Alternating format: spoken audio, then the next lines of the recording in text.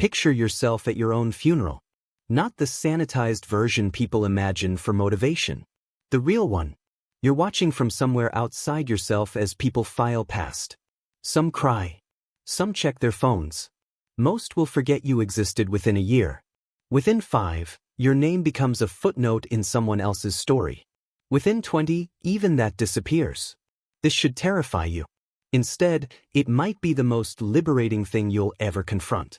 You spend your entire life building alliances, cultivating relationships, maintaining appearances, performing the elaborate theater of being needed, being remembered, being significant to someone other than yourself. You do this because the alternative feels like falling into an abyss. But here's what nobody admits: you're already in the abyss. You've been alone since the moment you took your first breath. Every connection you think you have is a temporary bridge over permanent isolation. Schopenhauer saw through the beautiful lies we tell ourselves about human connection. Not because he was cruel, but because he was honest enough to perform an autopsy on hope itself. What he found wasn't comforting. It was true. We are fundamentally alone. Born alone into consciousness. Dying alone out of it. Everything in between is elaborate distraction from this central, immovable fact. And once you stop running from it, something unexpected happens.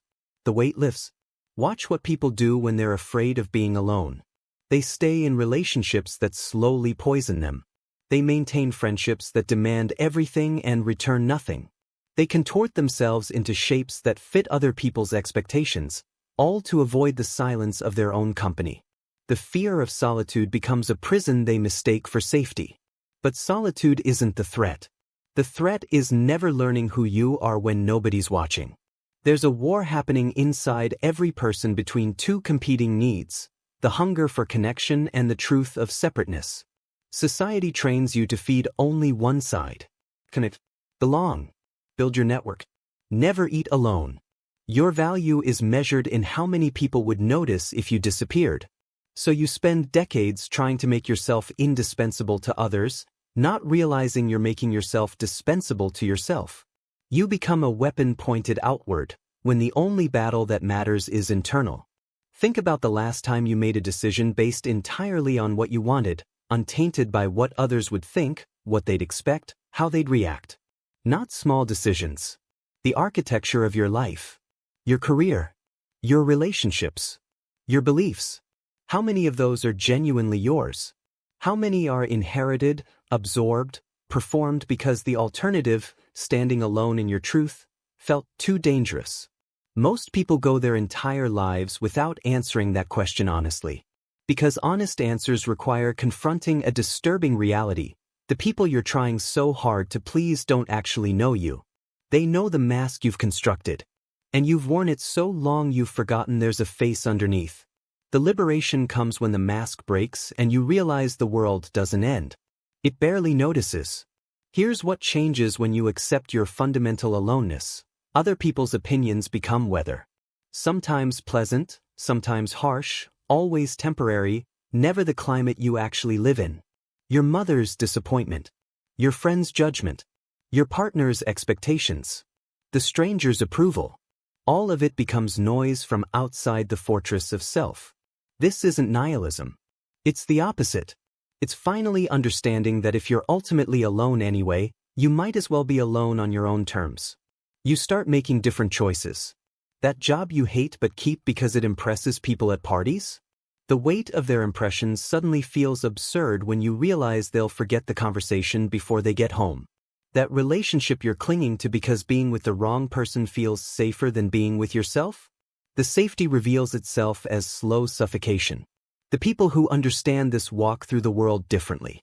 They're not performing. They're not constantly calibrating their behavior based on the audience. They've accepted the fundamental solitude and built something stable in it. While everyone else is frantically building bridges to other people, they've learned to be an island that doesn't apologize for having shores. This is where hope starts to curdle into something darker, something truer. Because once you see it, you can't unsee it. You watch people exhaust themselves seeking validation that will never fill the void.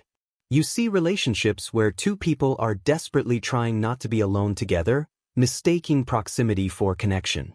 You recognize the elaborate rituals we've built, social media, constant communication, the fear of missing out, as increasingly desperate attempts to avoid facing ourselves. The theater gets louder to drown out the silence we're terrified of. But there's a trap here too.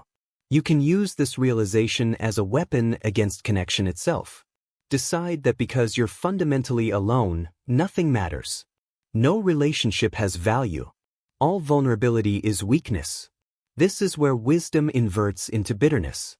Where liberation becomes isolation by another name. The actual insight is more nuanced, more uncomfortable. You are alone and connection still matters. These two truths don't contradict. They coexist. You can love people deeply while understanding they can't complete you. You can build meaningful relationships while accepting their temporary structures on permanent ground. The liberation isn't in rejecting others. It's in no longer needing them to save you from yourself. Because nobody can. Nobody ever could. Think about every person you've ever desperately needed. The parent whose approval you chased. The partner you thought would make you whole. The friend whose validation felt like oxygen. What happened when you got what you wanted from them? The void remained. Because the void isn't created by their absence. It's the fundamental condition of individual consciousness. You are trapped in your own skull, experiencing everything through the filter of self, forever separated from direct access to another person's reality. They can't rescue you because they're drowning in the same ocean, just in a different location. This is where Schopenhauer's darkness becomes a strange form of compassion. Once you accept your own isolation, you stop demanding that others fix it. You stop making your existential loneliness their responsibility.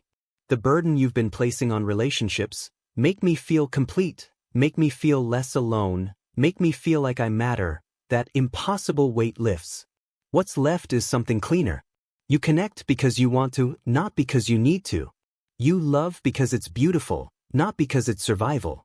You let people in knowing they can't reach the deepest parts, and that's okay because those parts were never meant to be reached.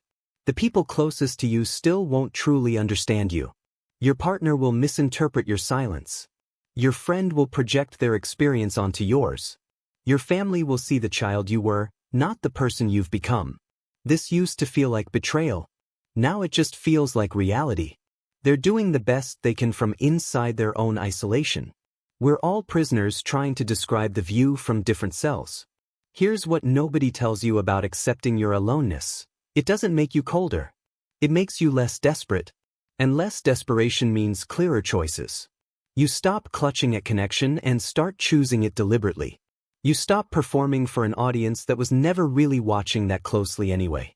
You stop waiting for someone to give you permission to become yourself. The loneliness you were running from transforms into solitude you can inhabit. There's a difference. Loneliness is the ache of thinking you shouldn't be alone. Solitude is the acceptance that you always were. And in that solitude, something grows that couldn't exist before. Actual selfhood. Not the performance of self for others, but the raw, unperformed reality of who you are when nobody's assigning you a role. The thoughts you think when you're not pre-editing them for palatability. The desires you'd pursue if approval wasn't currency. The life you'd build if you stopped constructing it for spectators. Most people never meet this version of themselves. They're too busy being what others need them to be. They mistake the loneliness of performing for connection for the solitude of actual self-knowledge. So they die having been seen by many but known by none, including themselves. The paradox resolves like this. Accepting your fundamental aloneness is what finally makes genuine connection possible. Because you stop trying to use other people as life rafts. You stop demanding they heal wounds they didn't create and can't access.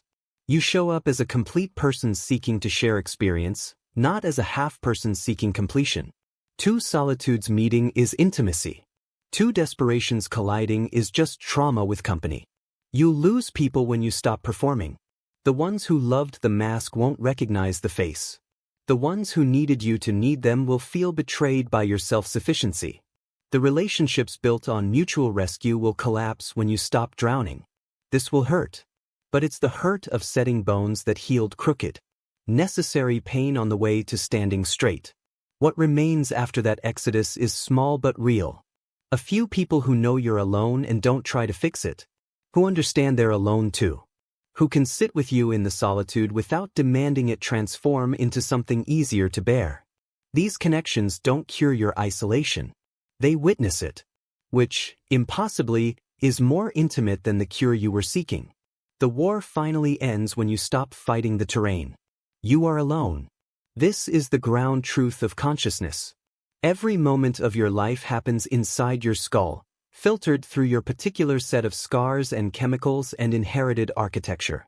Nobody can get in there with you. Nobody can carry your pain, experience your joy, or die your death. The liberation isn't in fixing this. It's in stopping the exhausting pretense that it can be fixed. You were born as a single point of awareness in an infinite universe. You'll die the same way. Everything between is your attempt to make peace with that reality or your attempt to run from it. Most choose running. They fill every silence. Chase every distraction. Build elaborate structures of meaning outside themselves because the inside feels too empty, too quiet, too irreducibly alone. But empty isn't the same as void. Quiet isn't the same as nothing. Alone isn't the same as abandoned. It's just you. It has always been just you. It will always be just you. And if you can finally stop running from that, you might discover what you've been running toward all along. Yourself, waiting patiently in the solitude you've been avoiding, ready to finally be met. The crowd leaves. The performance ends. The masks shatter. What's left is all you ever had. And somehow, finally, it's enough.